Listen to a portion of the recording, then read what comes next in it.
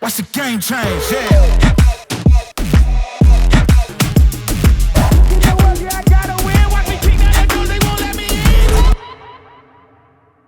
Hero wants you to ride into the future with its new products that have a sense of sportiness in them.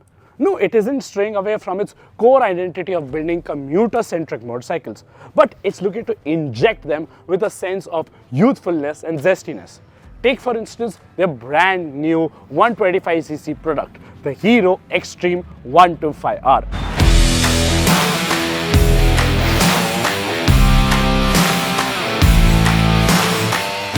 It is the company's third 125cc motorcycle, but unlike the Glamour and the Super Splendor, which are purely commuter-centric, this is a sporty commuter.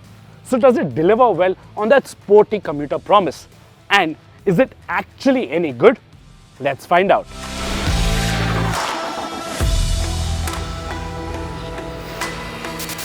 For a sporty commuter, you have to have a sporty heart. And in that sense, Hero has delivered well with this brand new 125cc engine, which is making a lot more power and a lot more torque than its other 125cc motor.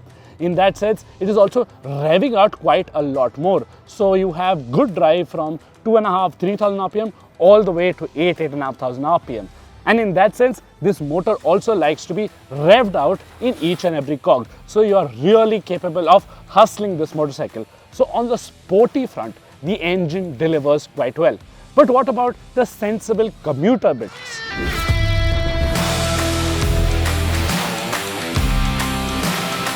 Even on the sensibilities front, the engine delivers quite well. So this is quite a tractable motor. You can set off from speeds as low as 20–25 kmph in fifth gear and ride this bike effortlessly with a clean pull of the throttle. There's no shuddering or anything of the sorts. And in that sense, the claimed fuel efficiency of 66 kilometers to the liter is pretty phenomenal, considering that this has sporty intentions. Plus, when you consider the vibrations on offer, which are almost nothing, especially even if you rev it out to the max, this does feel like a rather smooth and calm experience. I just wish Hero improved on the sound engineering front of this engine, because when it is being revved out, it is rather shouty and screamy and doesn't give you that sporty exhaust note that you would want from this bike. So when you compare it to its rivals, it doesn't have that sporty exhaust sound. But still, as a whole, when you consider its sensible bits as well, this engine does a rather good job. Now the Sporty engine is backed up by an equally competent handling setup. So the chassis is light and is fairly communicative. It likes to be hustled and it sways from one direction to the other in an instant. So the lightness is fairly apparent and it doesn't feel quite as nervy or jittery. And in that sense, the suspension also feels very composed. The tires instill great form of confidence as you are pushing the bike hard and fast in the corners, like we were out here at the handling track inside the Hero CIT. What this translates into the real world is you will be able to enjoy this bike in most commuting scenarios. So whether you are making your way, slicing your way through traffic, or you're going out sport riding on the weekends, this bike should be a fun handler. Now, Hero is setting the standards when it comes to the safety aspect of this class as well, because this is the only 125cc sporty commuter to get ABS. Single channel ABS, but still the safety aid is very well appreciated. And only the KTM 125s, well, those are sporty machines, only they get ABS. So in that sense, it's competition like the Raider or the Pulsar 125s, they don't even get ABS. But I wish Hero also gave the ABS version IBS, which is integrated braking system, which is Hero's lingo for combi braking system. What I mean is, when you're going hard on the front brakes, yes, the ABS will kick in and save your skin.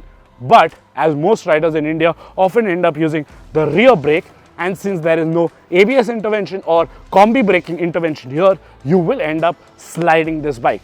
So ABS along with CBS would have made it a whole lot better. But as it stands, if you were to recommend one of the two variants, we'll definitely say get the ABS version. Now the same sense of duality continues with the way you sit on the Xtreme. So the seat height is fairly accessible, it's fairly narrow, and you can reach both your feet very well on the ground, especially riders who are of average build. Shorter riders will not find it to be too difficult as well. Plus the bike is very light, one of the lighter motorcycles in its segment. So in that sense, Hero has done a fantastic job of packaging the motorcycle. The bars are raised, are wide, and are very close to the rider, and there is a slight hint of forward arching to get to them, so you get that little sense of sportiness. Plus even the foot pegs are neutrally set and are on the higher side, so you get that overall sense of upright, sporty riding stance, which will make you feel fairly comfortable in the city as well as when you're out in the twisties. Taller riders might feel a little cramped because of the higher set foot pegs, especially people who are above 6 feet and stuff, but the seating space on offer is fairly spacious as well. How is it on long rides? Well, we get to that once we get this bike for a thorough road test, as well as check out the pillion space then.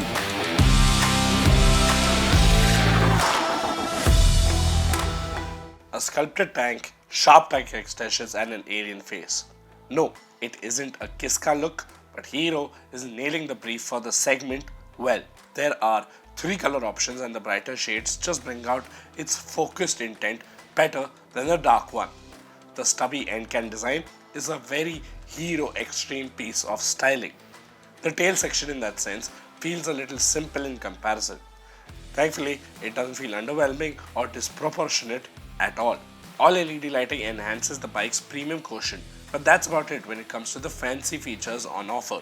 It doesn't have USB charging, smartphone connectivity or turn-by-turn navigation, some of which is available on certain trims of the Glamour and Super Splendor, which are technically supposed to be relatively less premium Hero 125cc bikes.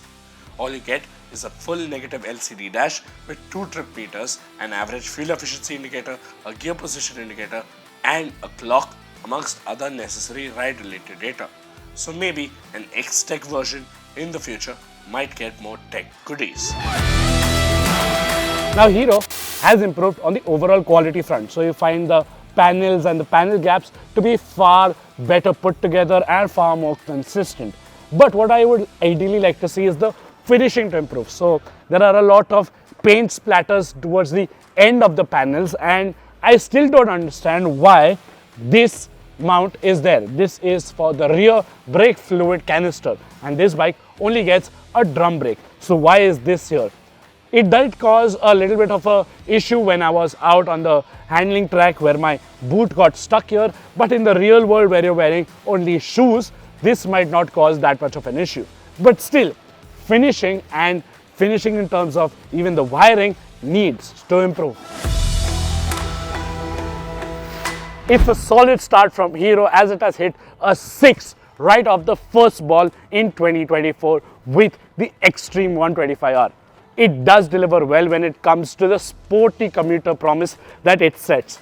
And in my personal opinion, I do find its handling characteristics better than its 160cc sibling. And Hero has been a master of pricing their products rather well. So this motorcycle does make a fairly compelling case for itself as it undercuts several of its rivals by offering good safety tech. What remains to be seen is how well it handles the real world conditions and perhaps pitch it against its rivals then as well. So what would you like us to cover in that comparison video? Do let me know in the comments below. Don't forget to like and share this video, subscribe to our channel, hit the bell notification icon, follow us on our social media channels because we are dropping cool automotive content right there as well. And before I end this video, I would like to make a plea. Please wear a helmet, stay geared up on all rides. Thank you so much for watching.